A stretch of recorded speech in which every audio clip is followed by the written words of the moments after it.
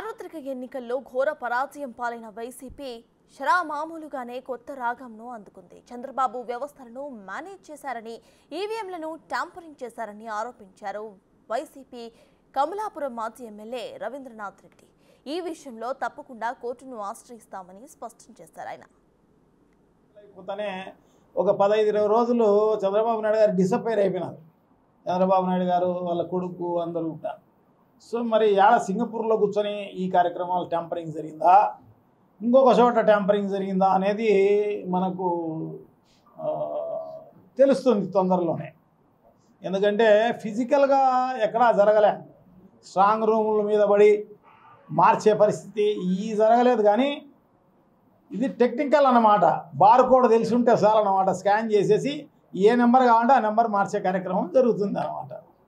So bar కోడ్లు వీళ్ళు ఎలా సంపాదించినారు, ఎలా జరిగింది ఈ ట్యాంపరింగ్ అనేది తొందరలోనే తెలిసే కార్యక్రమం తప్పకుండా జరుగుతుందని చెప్పేసి నేనైతే భావిస్తాను అన్నమాట.